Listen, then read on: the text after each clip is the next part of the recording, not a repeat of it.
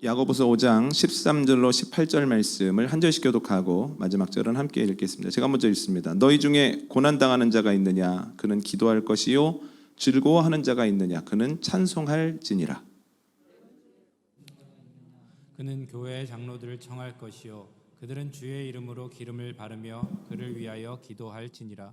믿음의 기도는 병든 자를 구원하리니 주께서 그를 일으키시리라. 혹시 죄를 범하였을지라도 사함을 받으리라. 그러므로 너희 죄를 서로 고백하며 병이 낫기를 위하여 서로 기도하라. 의인의 간구는 역사하는 힘이 큼이라. 엘리야는 우리와 성정이 같은 사람이로되 그가 비가 오지 않기를 간절히 기도한즉 3년 6개월 동안 땅에 비가 오지 아니하고 다시 기도하니 하늘이 비를 주고 땅이 열매를 맺었느니라. 아멘. 지난주 말씀 정리하겠습니다. 모든 사람은 내 계획대로 마음대로 생각되지 않는, 그리고 내가 예상하지 못했던 일을 경험하게 되어지는 시험과 시련의 때를 지나가게 됩니다. 야고보는 이 시험과 시련의 때에 참고 인내해야 한다라고 얘기를 하는데요. 이 어려울 때 참고 인내하기 위해서는 두 가지를 기억해야 됩니다. 첫 번째는 시험은 자연스러운 것이다 하는 사실입니다. 우리가 익히 알고 있는 신앙의 선배들 아브라함, 모세, 다윗도 시험에서 자유롭지 않았습니다. 이것은 신앙이 깊어진다고 해도 시험이 이 땅에 있는 동안에는 완전히 사라지지 않는다라고 하는 것을 의미합니다. 이것을 기억하고 인정할 때 우리가 시험 앞에서 불필요한 좌절에 시달리지 않을 수 있다는 거예요. 두 번째는 시험이 결과가 아니라고 하는 겁니다. 주 안에 있었던 신앙의 선배들은 모두 주님의 때에 좋은 열매를 맺었습니다. 우리도 낙심하지 아니하고 주 안에 있으면 우리도 주님의 때에 주님 약속하신 열매를 안고 기쁨의 찬양을 드릴 때가 있을 겁니다. 이것을 기억할 때 우리가 중간 결산하지 아니하고 중도 포기하지 않을 수 있다라고 하는 거죠. 오늘 말씀을 나누겠습니다. 시험을 그리고 시련을 만났을 때 우리가 참고 인내해야 되는 가장 큰 이유 중에 하나는 지난주에 말씀드렸던 것처럼 시험과 시련을 만났을 때 모습을 통하여 내 마음속에 믿음이 있는가, 믿음이 어느 정도인가를 잘 진단할 수 있기 때문입니다. 시험과 시련은 믿음을 가장 잘 드러내는 시금석이다라고 말씀을 드렸습니다. 그런데 여기에 또 하나 이유가 있는데요.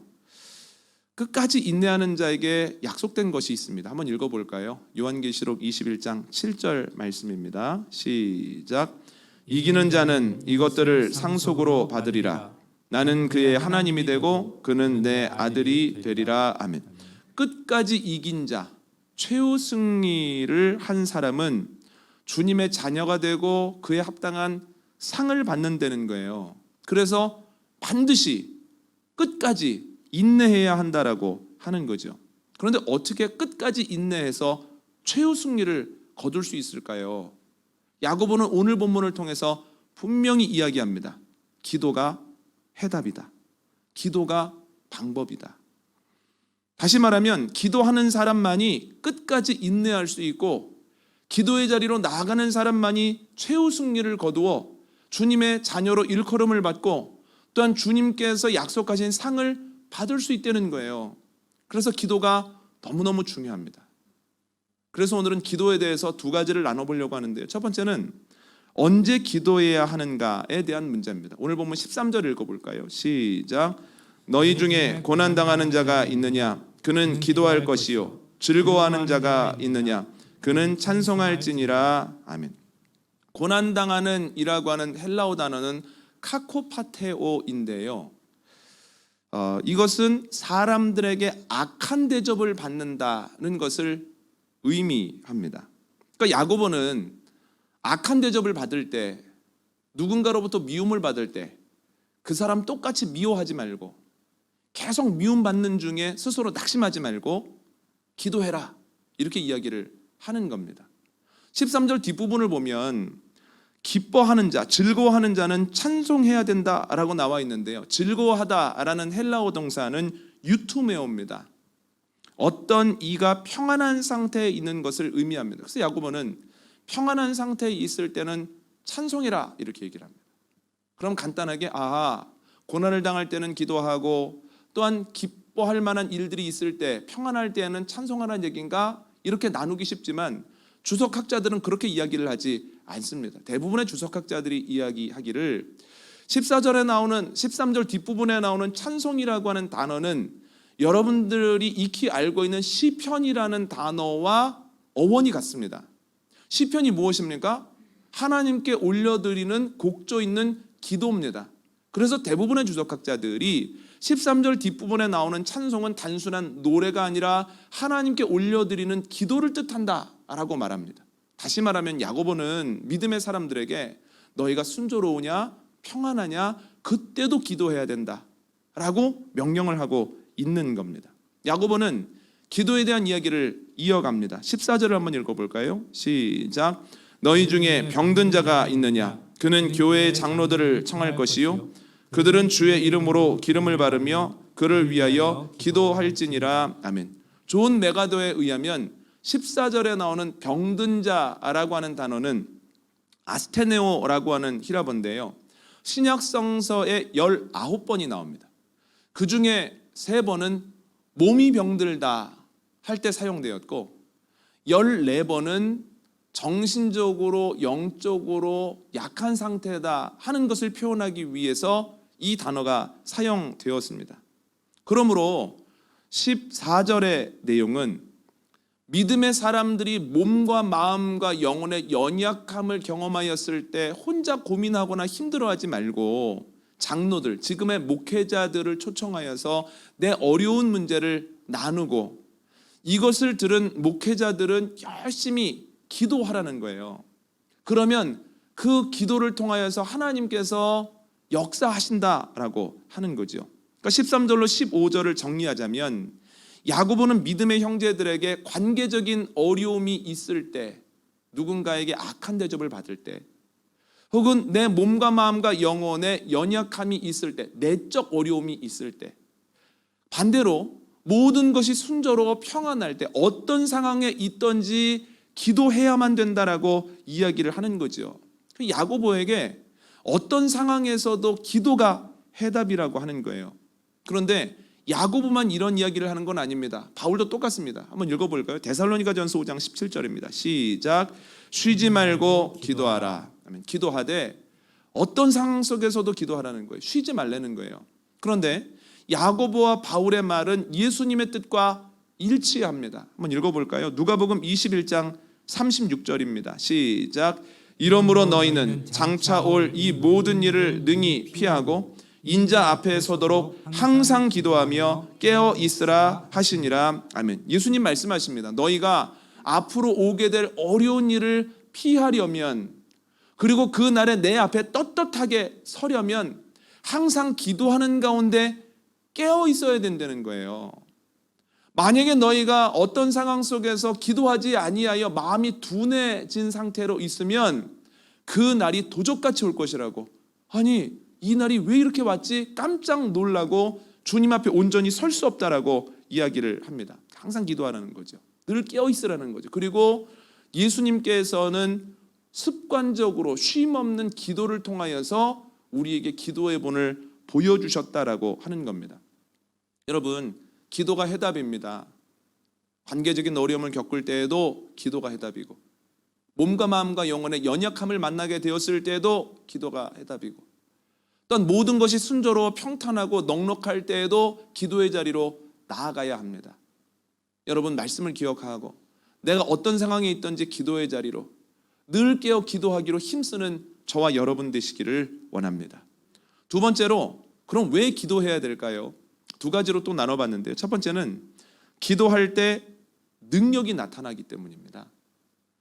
야고보는 오늘 본문에서 기도를 설명하기 위해서 엘리야를 언급하는데요. 여러분, 엘리야가 누굽니까? 다 들어보셨지만 그의 삶에 대한, 신앙에 대한 내용을 정리할 때 기도와 그의 삶이 잘 매칭이 된다라고 하는 거예요.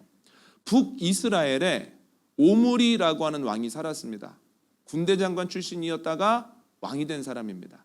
그러니까 군사적인 능력이 탁월합니다. 그가 왕위에 있을 때 북이스라엘의 국력이 꽤나 대단했습니다. 그런데 오므리가 여기에서 만족하지 아니하고 괜찮은 나라들과의 정략 결혼을 통해서 나라의 국력을 키워가는 거예요.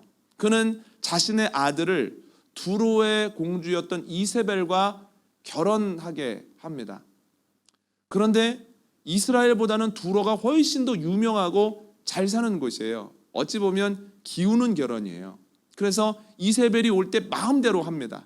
올 때 자기가 섬겼던 바알 신상과 아세라 신상들을 대거 가지고 옵니다.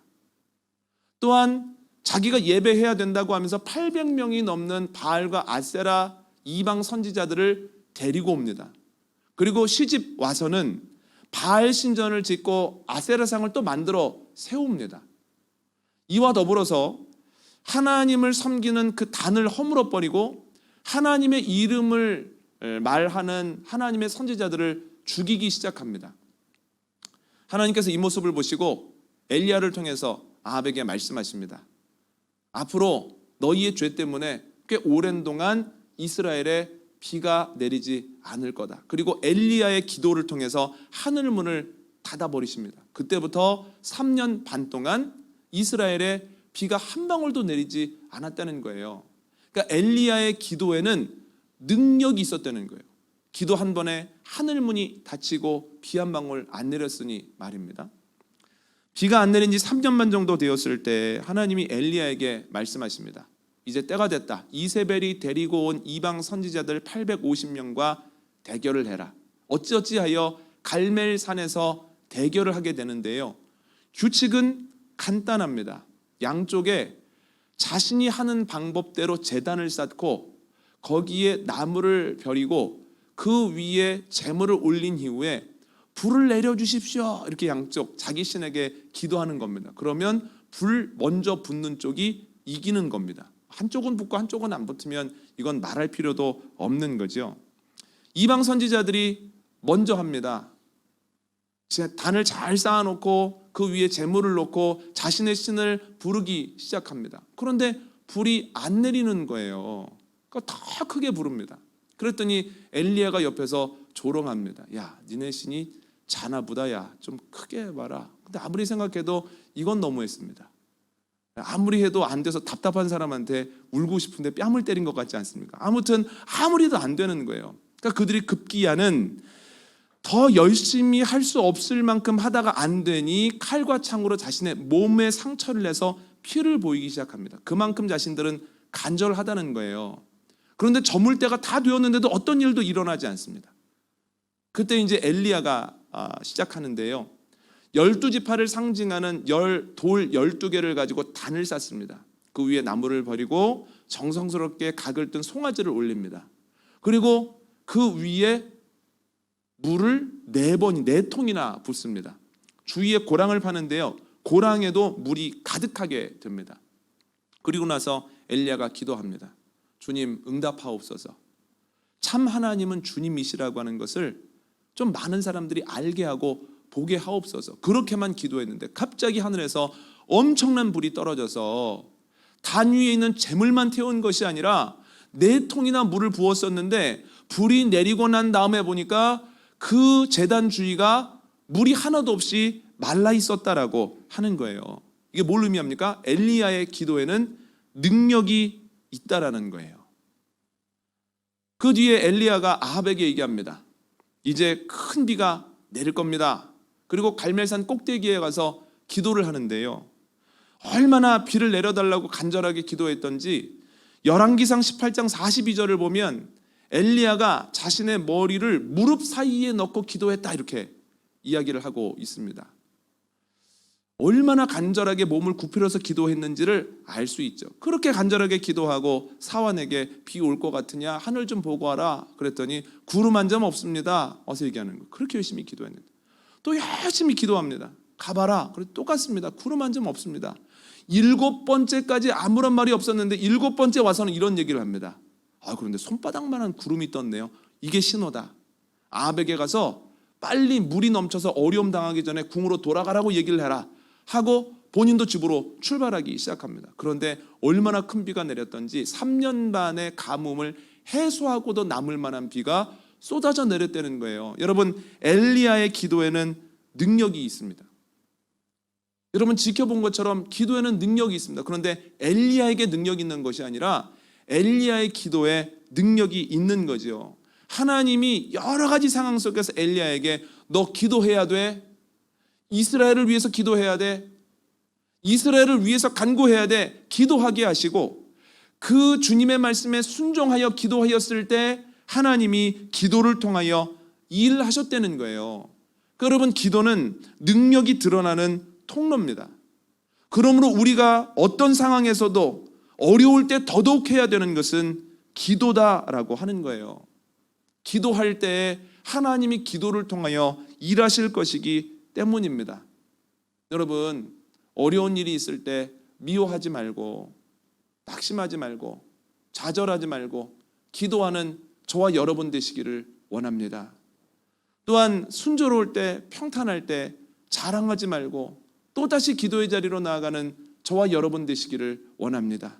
그럴 때 주님께서 기도를 통하여 일하신다는 거예요. 두 번째로 기도해야 되는 이유는 기도할 때 죄성을 넘어서기 때문입니다. 지난주 화요일에 우리 기술로 만든 발사체 누리호가 고흥에서 발사되었습니다. 1차 때 절반의 성공을 했었는데요. 이번에는 정확하게 궤도에 안착했습니다. 참 감격스럽더라고요. 36년 동안 일제강점기에 다 뺏기고 또 얼마 지나지 않아 3년 동안 이 땅에서 처절한 전쟁이 일어나서 아무것도 없었었는데, 그래서 이 땅에 와본 사람들이 여기는 아프리카보다도 훨씬 심하다, 여긴 희망이 없는 땅이다 라고 이야기를 했었는데, 불과 70년이 되기도 전에 우리 기술로 인공위성을 쌓아 올릴 수 있는 나라가 되었구나, 참 하나님의 은혜라고밖에는 설명하지 못하겠다 하면서 그 누리호 발사를 보면서 계속해서 감격스러운 기분이 있었습니다. 두 번째는 어떤 생각을 하게 됐냐면, 한치의 오차 없이 총알보다도 빠르게 그것을 쏘아 올리고 궤도에 정확하게 올려서 그것이 떨어지지 않게 조절한다는 것 자체가 너무 놀라운 거예요. 어떻게 저럴 수 있을까? 얼마나 정확하게 계산하고 떤 그것을 구현해냈으면 저런 일이 있을 수 있을까? 너무 신기하다 하는 생각을 했습니다. 그리고 세 번째 드는 생각은 뭐였냐면, 너무 그 모습 자체가 대단하더라고요.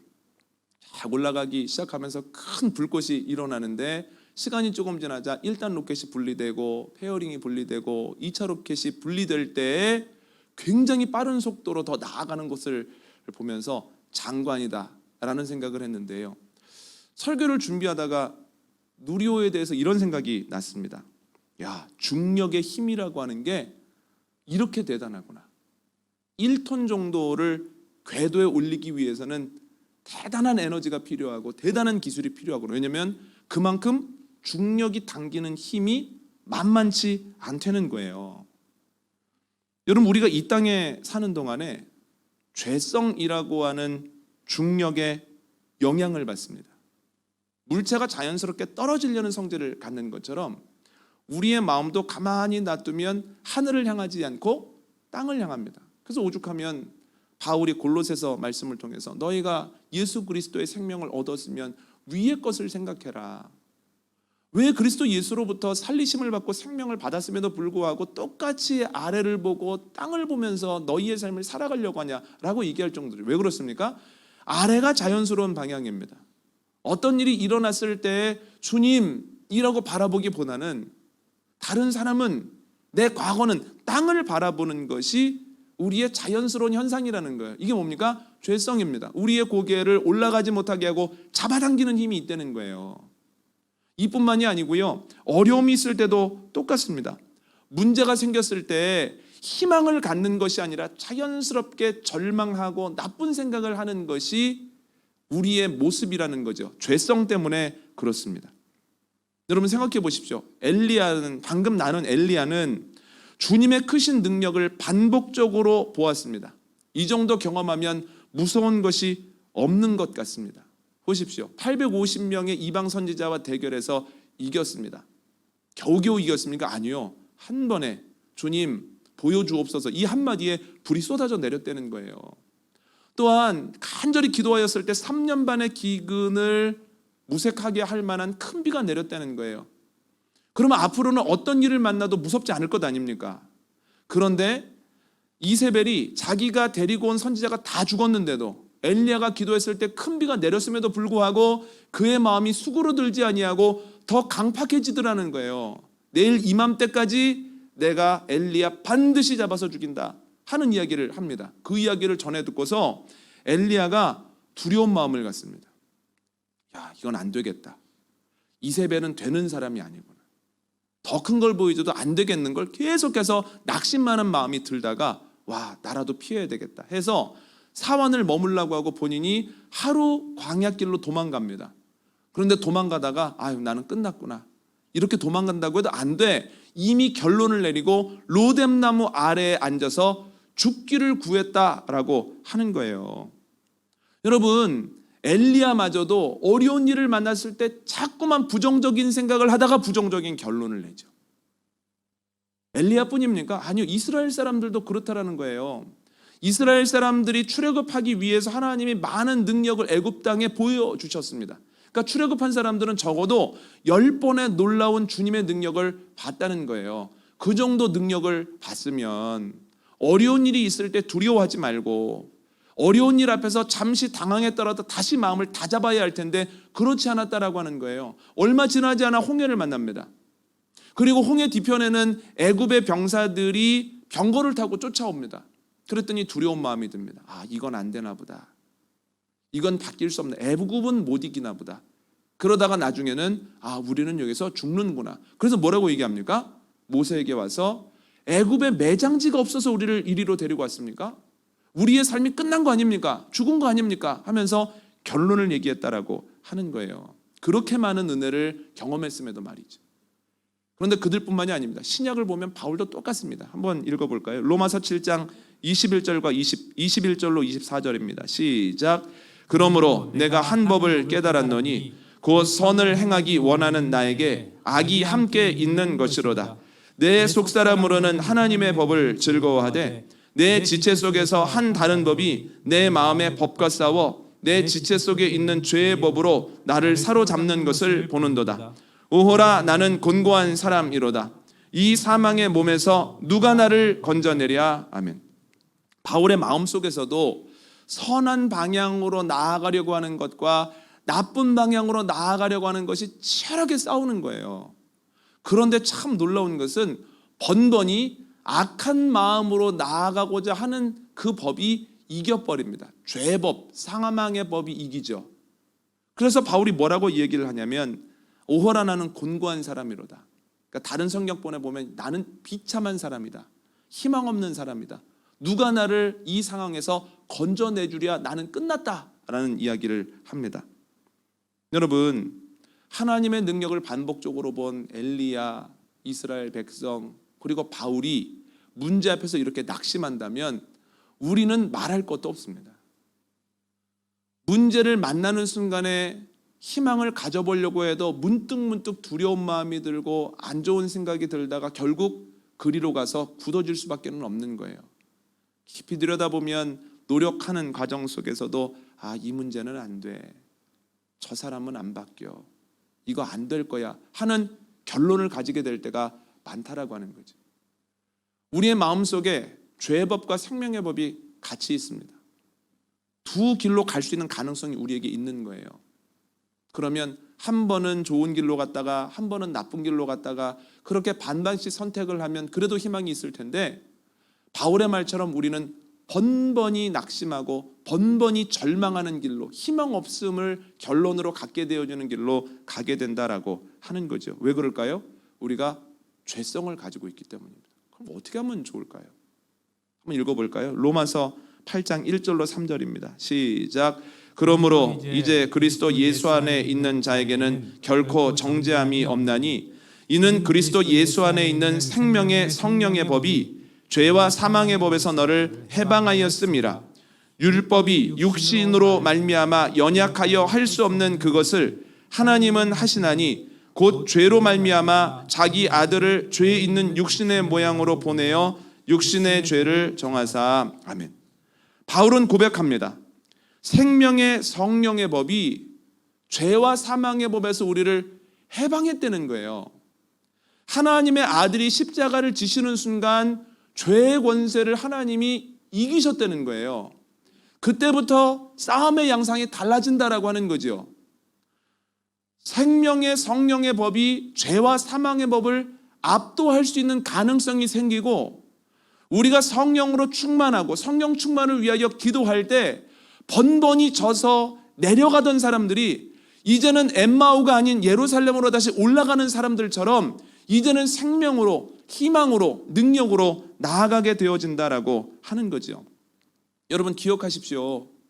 우리가 성령으로 충만하지 않으면, 기도하지 않으면 우리는 늘 낙심으로 나아갈 수밖에 없습니다. 엘리야가 로뎀나무 아래로 들어가 죽기를 구했던 것처럼 말입니다. 그러나 성령으로 충만하고 기도하는 가운데 늘 깨어 있으면 어려운 일을 만났을 때 잠시 어려울 수는 있으나 결국은 하나님 바라보고 엠마오가 아니라 예루살렘을 향하여 올라갈 수 있다라고 하는 거죠. 죄성을 이기게 하는 것 기도요 성령님입니다.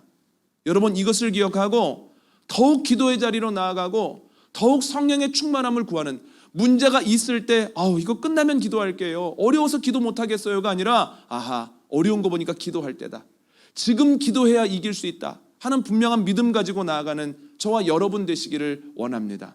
그런데 이 죄성이라고 하는 중력은 잘 될 때에도 우리를 나쁜 방향으로 이끕니다. 잘 안 될 때에는 낙심과 좌절과 원망과 절망으로 이끌지만 무엇인가 순조롭고 평화로울 때에는 우리를 교만으로 이끕니다. 우리를 나태로 이끕니다. 우리를 권태로 이끕니다. 저희가 사무엘상을 새벽기도에 마치지 않았습니까? 사울이 언제 넘어졌습니까? 사울이 잘 되어질 때 넘어졌습니다. 아말렉과의 전투에서 대승을 거두었을 때 그의 마음에 틈이 생겨서 졌다는 거예요. 저희가 앞으로 나누게 될 사무엘 하에서 다윗이 언제 넘어졌습니까? 어디로 가든지 이기게 하셨을 때, 너무 넉넉해졌을 때 넘어졌다는 거예요. 내가 나가지 않아도 승리는 당연한 것이다 라고 하는 형편이 되었을 때 전쟁에 나가지 않고 낮잠을 자고 저녁에 일어나 여염집을 보다가 죄를 지었다는 거예요. 내가 무슨 말을 해도 사람들이 이의를 제기하지 않을 때 회개할 기회를 놓치고 우리아의 아내를 취한 것을 감추기 위해서 그의 남편까지 죽였다는 거예요. 왜 그렇습니까? 죄성의 영향을 받기 때문이에요. 그런데 여러분, 그 죄성을 이기고 교만이 아니라 겸손의 자리로 나아가게 하시는 분이 누구십니까? 성령님이라는 거예요. 여러분 초대교회를 보면 베드로를 통하여, 많은 사도들을 통하여 놀라운 능력이 나타났음에도 불구하고 교만해진 사람들이 없습니다. 왜 그럴까요? 성령의 충만함을 받았기 때문입니다. 성령의 충만함을 받으면 받을수록 사람들은 겸손의 자리로 나아가게 된다라고 하는 거죠. 여러분 평안할 때 오히려 기도해야 하는 것은, 기도할 때 우리가 교만으로 나아가지 아니하고 겸손으로 나아갈 수 있기 때문입니다. 여러분 왜 기도해야 합니까? 기도할 때에 죄성을 이길 수 있기 때문입니다. 어렵다고 좌절하지 아니하고 잘 된다고 교만하지 아니하고 기도할 때에 오히려 희망으로 나아가고 오히려 겸손으로 나아간다라고 하는 거죠. 여러분 어떤 길을 걷고 계십니까? 어디에 계십니까? 어떤 길을 걸어가고 계시건 어디에 위치하고 계시건 무엇을 만나셨건 간에 기도가 해답이다, 기도가 능력이다 하는 이 고백을 가지고 기도의 자리로 나아갈 때 지금의 어려움이 오히려 간증의 제목 되어지고 지금의 순조로움을 통하여 주님께 온전히 영광을 올리는 은혜가 저와 여러분에게 있기를 원합니다. 오늘 말씀 정리하겠습니다. 야고보는 시험과 시련을 만났을 때 끝까지 인내해야 한다고 합니다. 주님은 끝까지 인내하는 이들, 이기는 자들에게 상을 약속하시는데요, 끝까지 인내하고 최후 승리를 하는 비결은 기도입니다. 그래서 우리는 기도에 대해서 두 가지를 생각해 봤습니다. 첫 번째, 언제 기도해야 할까요? 언제나 기도해야 합니다. 관계적인 어려움이 있을 때, 악한 대접을 받을 때, 또한 내 몸과 마음과 영혼이 연약할 때, 어려울 때도 기도의 자리로 나아가야 하고, 또한 순조로워 평안할 때도 기도의 자리로 나아가야 됩니다. 바울도 얘기합니다. 쉬지 말고 기도해라. 예수님도 말씀하십니다. 항상 깨어 기도해야 된다라고 하는 거죠. 두 번째로 왜 기도해야 될까요? 기도할 때 능력이 나타나기 때문입니다. 하나님은 기도를 통해서 일하십니다.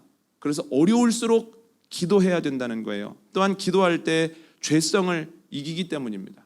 기도할 때 절망이 아니라 희망으로 나아가고 교만이 아니라 겸손으로 나아갈 수 있습니다.